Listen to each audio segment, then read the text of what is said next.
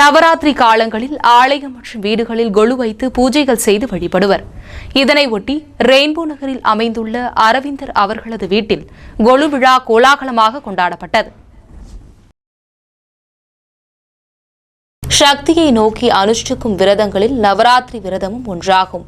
மனிதனுக்கு ஆற்றல் அவசியம். அதன் அதிதேவதையாக விளங்குகின்ற சக்தியை போற்றும் விரதமாக நவராத்திரி விரதத்தை அனுஷ்டிப்பர். நவம் என்பது 9 என்பதையும் ராத்திரி என்பது இரவு என்பதையும் குறித்து பொருள் தந்து நவம் மற்றும் இரவு இவை இணைந்து 9 இரவுகள் கொண்டாடப்படுவது நவராத்திரி எனப்படும். நவராத்திரி நோன்பு புரட்டாசி மாதத்தில் சூரியன் கன்னி ராசியில் சஞ்சரிக்கும் காலத்தில் சக்தியை அனுஷ்டிக்கப்படும் நோன்பாகும். இது தட்சிணாயன காலமாகும். இக்காலம் தேவர்களுக்கு ராக்காலமாகும்.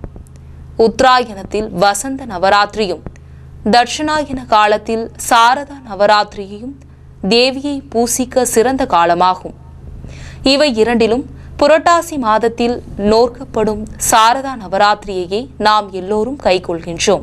நவராத்திரி பூஜை புரட்டாசி மாதத்தில் அமாவாசை கழிந்த பூர்வபட்ச பிரதமை திதியில் ஆரம்பித்து நவமி முடிய செய்யப்பட வேண்டும் என்று காரணகாமம் கூறுகின்றது. ஆகவே புரட்டாசி மாதத்தில் வளர்பிறை பிரதமை முதல் நவமி வரை 9 நாளும் கைக்கொள்ளப்படும் நோன்பு சாரதா நவராத்திரி நோன்பாகும். சைவ சமயத்தவர் நவராத்திரி காலங்களில் ஆலயங்களிலும் வீடுகளிலும் கொலு வைத்து பூஜைகள் செய்து வழிபடுவர். இவ்வாறு கொலு வைத்தலின் தத்துவம் உள்ளது. சக்தி ஒன்றாய் அரும்பி பலவாய் விரிந்து இவ்வுலகெங்குமாய் அனைத்து பொருட்களிலும் ஜீவராசிகளிலும் ஊடுருவி நிற்கின்றார்.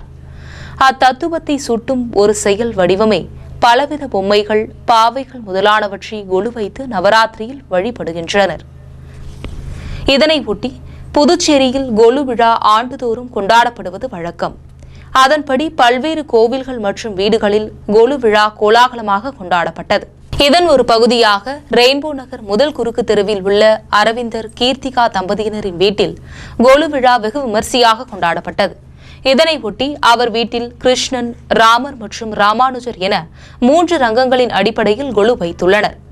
இந்த குழுவில் கிருஷ்ணர், ராதா, ராமன் சீதையை மணமுடிக்கும் காட்சி, குகன் போர் புரிய ஓடத்தில் செல்லும் காட்சி, ராமாயண யுத்த காட்சி, ராவணனை வதம் செய்யும் காட்சி உள்ளிட்ட நிகழ்ச்சி கொலு விழாவில் இடம்பெற்றிருந்தன.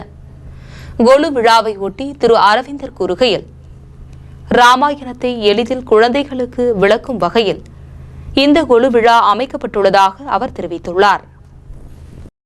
எஸ் மீடியா நேயர்கள் அனைவருக்கும் எங்களது விஜயதசமி தின நல்வாழ்த்துக்கள்.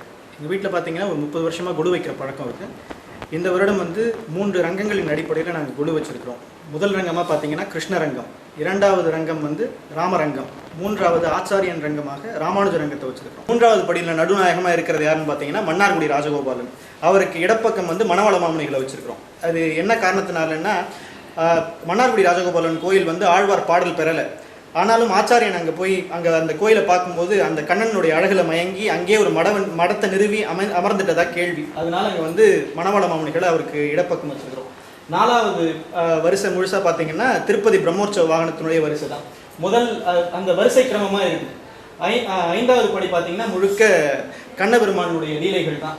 ஏன் எம்எஸ் படம் பக்கத்தில் இருக்குன்னா, அவங்க மீராவினுடைய ஆன்மாவா அவங்க தான் வாழ்ந்தாங்க. அதனால அவங்க அந்த வரிசைக்கு நடுவில் பார்த்தீங்கன்னா முழுக்க கண்ணனுடைய லீலைகள் தான் இருக்கும். அதுக்கு அடுத்த படி முழுக்க ஆச்சாரியர்களுடைய வரிசை. முதல் ஆச்சாரியன் கூரத்தாழ்வார், மணவாள மாமுனிகள், நடுநாயகமா எம்பெருமானார், பக்கத்தில் நம்மாழ்வார், அதற்கு பக்கத்தில் வேதாந்த தேசிகர். அதுக்கு கீழே 12 ஆழ்வார்களின் வரிசை. 8வது படியில் பார்த்தீங்கன்னா ஸ்ரீவில்லிபுத்தூரில் அமைந்திருக்கின்ற ரங்கமன்னாருடைய தோற்றம்.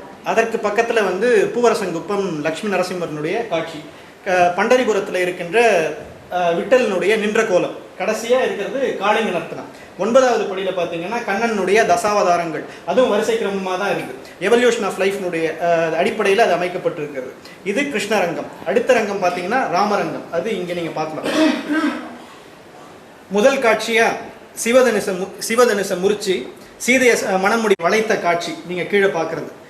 அதற்கு பிறகு அண்ணனுக்கு, அதாவது பரதன் ராமன் மீது போர் தொடுக்க வந்தான்னு நினச்சி காமனுக்காக போர் கூட புரிய தயாராக நின்ற குகனோட ஓடத்தில் போகிற காட்சி இங்கே நீங்கள் பார்க்குறது. இன்றைக்கி சில நுணுக்கமான செய்திகளை பார்த்தீங்கன்னா பொம்மைகள் மூலியமாகவோ இல்லை ஒரு விளையாட்டுத்தன்மையாகவோ வந்து குழந்தைகள்கிட்ட சொன்னால் அது சிறியவர்கள்ட்ட கொண்டு போய் சேர்க்கறது ரொம்ப சுலபமான முறை. அதனால வந்து உலகுக்கு ரொம்ப தெரியாத நுணுக்கமான வைணவ சம்பந்தப்பட்ட காட்சிகளை வந்து இங்கே வைத்து இந்த வச்சு நம்ம அந்த சிறியவர்களை வந்து கற்பிக்கும் வண்ணமாக தான் வந்து நம்ம இந்த வருட குழுவை நாங்கள் இங்கே வைத்தோம். அதாவது ராமாயண காட்சிகள் வந்து இன்னும் சிறுவர்கள்ட்ட போய் சேர்ந்தால் நல்லா இருக்குங்கிறதுனால அந்த ராமாயண காட்சி முழுசாக என்னென்ன முக்கியத்துவம் வாய்ந்த காட்சிகளோ அதெல்லாம் இங்கே கீழே அமைத்திருக்கோம்.